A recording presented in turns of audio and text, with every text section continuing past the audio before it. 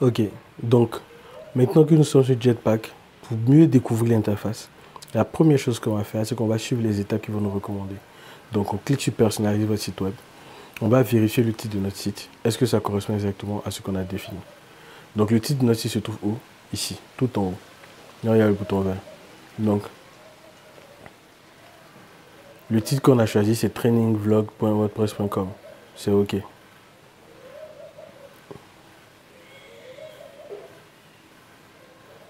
Donc, nous, on va venir donner comme titre Training.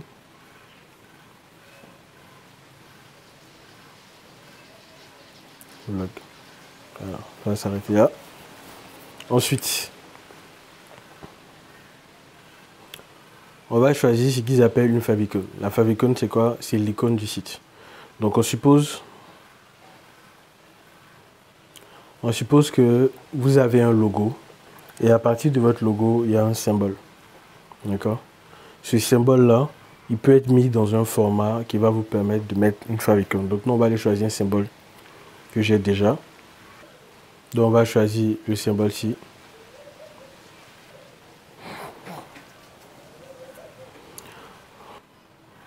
Donc, on a validé ce symbole-là.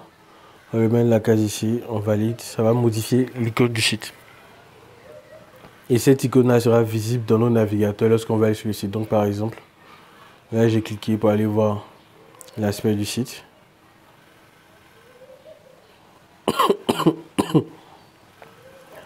On va lui dire qu'on veut venir dans le navigateur.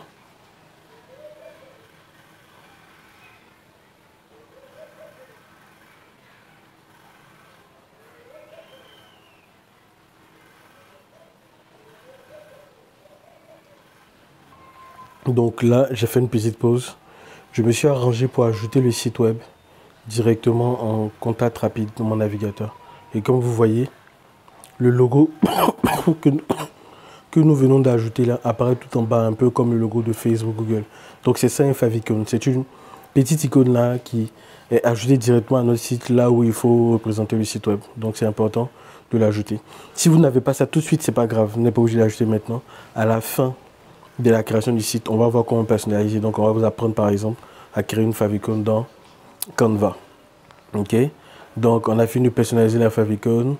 Qu'est-ce qu'il nous reste? D'avoir les pages du site. Donc on a choisi un thème. Ce thème là vient directement avec des pages préconstruites que nous allons modifier. Donc on clique dessus, il va nous envoyer dans l'onglet pages. On va dans l'onglet pages et on voit les pages dans différents états. Les pages qui ont été... Ok, donc les pages que nous avons dans le thème, il y a une page accueil, il y a une page d'à propos et puis une page contact. La page d'accueil, c'est la page où nous allons décider que tous nos articles de blog vont s'afficher.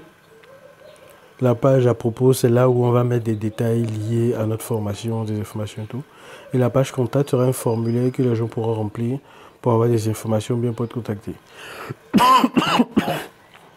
Ça, c'est déjà une base de la formation. Lorsque vous créez un site, ce site, en fonction des informations que vous voulez afficher, vous allez les repartir sur des pages.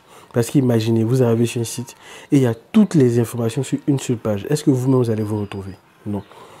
Pour ceux qui n'ont pas été dans le groupe, mais qui n'ont pas suivi les explications que je donnais sur la différence entre un site professionnel et un site amateur, j'avais parlé de la structure même de la page, de l'entête qu'on appelle le header, du corps du site qu'on appelle le body et du pied de page qu'on appelle le footer. Et j'avais précisé que le body doit avoir maximum 2 à 3 sections, pas 1000 sections. Okay? On va voir ça tout à l'heure dans le design de la page. Donc maintenant qu'on a découvert nos pages, on peut même en créer plus. Okay? On peut décider qu'on veut créer une page. Et puis cette page-là, si c'est une page blog, si c'est une page à propos, si c'est une page portfolio sur laquelle on veut mettre des images, si c'est une page de présentation des services, si c'est une page pour présenter des photos, on peut choisir ici le type de page qu'on veut. Et puis directement l'application va nous générer en fait des modèles. Ok? Donc par exemple, ce qui manque à notre truc ici, on va dire qu'on n'a pas une galerie photo. Donc je vais me choisir ça, je vais faire créer la page. Et puis directement, ça me génère une page portfolio que je pourrais modifier. Je pourrais venir sélectionner ici, changer l'image, etc. qu'on va voir tout à l'heure. D'accord? Donc ici, on a vu comment créer les pages. Mais cette page-là, qu'on n'a pas publiée, va se retrouver en brouillon directement. Une page qu'on a créée, mais on veut qu'elle s'affiche uniquement à partir d'une certaine date, sera planifiée. Et une page qu'on ne veut plus utiliser, qu'on veut supprimer, sera en corbeille. Ok? Par exemple, supposons que la page portfolio que là, je ne veux plus, je la mets dans la corbeille. Ok? Donc, j'espère que vous suivez. S'il y a une quelconque question qui vous survient, envoyez un message, faites une note vocale, je vous répondrai. Ok? Donc là, on a suivi ce que l'application nous recommande pour découvrir notre site. Le dernier point, c'est juste de cliquer et puis de voir l'affichage du site web qu'on peut voir ici en cliquant sur le texte vert. Et ça va charger le site. Mais pour le moment, ça, c'est pas encore notre site web. Ok? On a des articles qui sont là, mais qui ne sont pas nos articles. Qu'est-ce que nous allons faire maintenant? C'est que moi, maintenant, je vais vous recommander quels sont tous les éléments que vous devez connaître sur WordPress pour être des professionnels. Pour cela, on va dans la partie menu. Dans la partie menu, on a une section qui gère ce qu'on appelle le contenu. Le contenu, c'est quoi? C'est que la page que nous venons créer, c'est un blog. Un blog a quoi comme information? Un blog peut avoir des vidéos, un blog peut avoir du texte, un blog peut avoir des images, un blog peut avoir des boutons. Pour gérer tout ce contenu-là, on a cette zone qui est dédiée à ça. Dans cette zone-là, on a les articles, donc qui sont les textes qu'on veut écrire. Je vous donne un exemple d'article. Par exemple, je veux expliquer pourquoi est-ce qu'il est important aujourd'hui pour tout le monde de maîtriser WordPress. Et j'écris mon article, je veux publier pour que ce soit disponible pour le monde entier. Je viens juste là et je pourrais publier mon article. On va voir ça tout à l'heure. Ensuite, on a les pages que nous venons de découvrir, qui comportent même bien, qui hébergent nos contenus. D'accord? Et on a la gestion de tout ce qui est images, tout ce qui est vidéo, directement dans l'onglet multimédia. Et les articles que nous allons publier, les gens vont nous laisser en fait des commentaires que nous pourrons lire ou découvrir, ou supprimer même ici. Ensuite, on a la deuxième zone qui concerne les statistiques. Quand vous faites un site web, que vous l'ouvrez au grand public, c'est pour que les gens puissent venir visiter votre site. Mais vous devez avoir des stats. Combien de personnes ont visité votre site, qui a laissé quel message, etc. Ensuite, on va dire que pour l'ensemble des choses que nous allons faire sur le site, on veut pouvoir voir tout ce qu'on a fait. Donc, par exemple, si vous voyez, dans l'onglet Activity Log ou bien Journal d'activité, on a tout ce qui a été fait. Le fait qu'on a touché une image, le fait qu'on a publié une image, le fait qu'on a changé l'icône, le fait qu'on a créé une page portfolio, le fait qu'on a supprimé une page. Donc, si après vous voulez savoir qu'est-ce que vous avez fait, où se trouve une erreur, c'est ici qu'on va venir regarder pour revenir en arrière. D'accord? Donc, ça va nous permettre de voir qu'est-ce qui était fait, où il y a eu le problème. D'accord? Ensuite, on a une autre section qui est très intéressante parce que elle va nous permettre de gérer les personnes qui ont accès au site. Plusieurs personnes, plusieurs catégories de personnes peuvent avoir accès à notre site. Par exemple, ici, il parle de l'équipe. Mais il y a aussi les abonnés, donc des personnes qui sont abonnées à nos articles, qui veulent des notifications, qui veulent suivre ce qu'on publie. Ensuite, on a ceux qui vont nous laisser des mails pour qu'on puisse les écrire. D'accord? Mais en plus de tout cela, nous-mêmes, on peut ajouter des gens. D'accord? Et pour ajouter ces gens, qu'est-ce qu'il faut? On clique sur le bouton plus. On peut mettre l'adresse mail de quelqu'un qu'on veut ajouter à notre site web. Donc ici, on dit qu'on peut inviter jusqu'à 10 adresses mail ou identifier en WordPress. Et on peut choisir quel rôle ils vont avoir sur le site. Est-ce qu'ils seront des administrateurs? Dans ce cas-là, ils auront les mêmes droits que vous. Ils peuvent même supprimer votre site. Est-ce qu'ils vont être des éditeurs? Ça veut dire qu'ils peuvent modifier vos pages.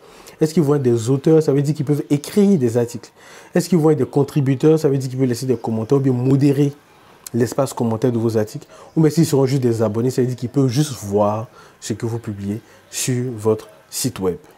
D'accord?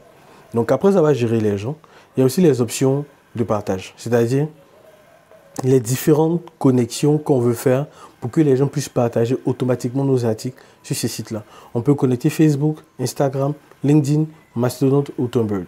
Si vous ne connaissez pas Mastodon, Tumblr, je vous invite à les découvrir. Ce sont aussi des réseaux sociaux qui ne sont pas très utilisés chez nous, mais qui sont quand même intéressants. Ensuite, on a les thèmes. Bon, là, on vient de choisir notre thème. Mais si on veut changer de thème, si on veut avoir un autre aspect de notre site, on peut venir voir un autre thème qui nous plaît aussi, qu'on veut modifier. Donc vous, je vous invite à ne pas choisir forcément le même thème que moi. Allez-y prendre d'autres thèmes, comme ça vous allez vous rencontrer à des difficultés qu'on pourra résoudre ensemble, qui va vous permettre vraiment de bien maîtriser la compétence que je suis en train de vous transmettre. D'accord? Ensuite, on a la question des noms de domaine.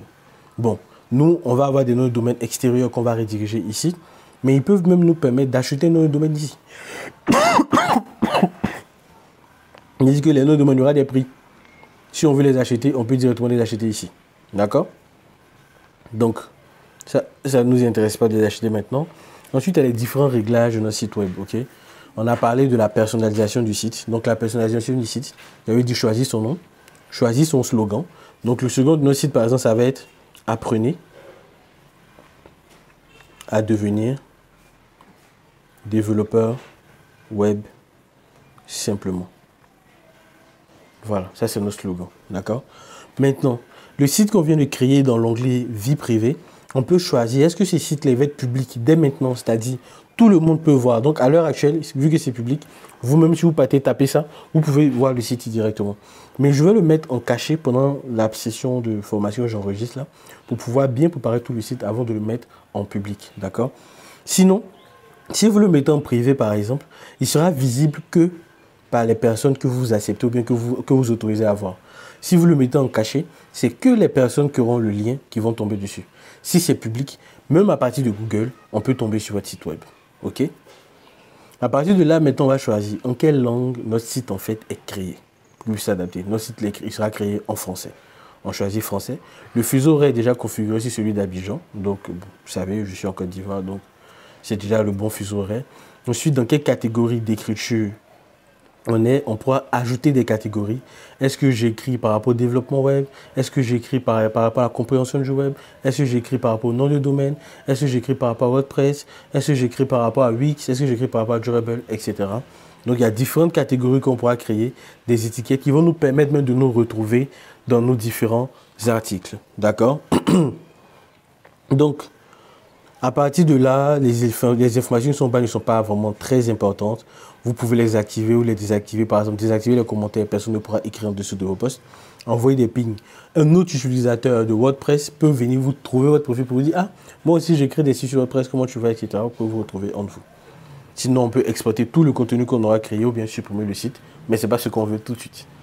Donc là, on a découvert toute l'interface qu'on nous donne sur WordPress pour créer notre site web. De quoi est-ce qu'il va s'agir maintenant? Il va s'agir de personnaliser profondément le site. Donc, dans la prochaine vidéo, je vous explique de manière concrète comment vous devez penser votre site et puis comment vous allez personnaliser votre site pour que ça ressemble exactement à ce que vous avez prévu. À tout de suite.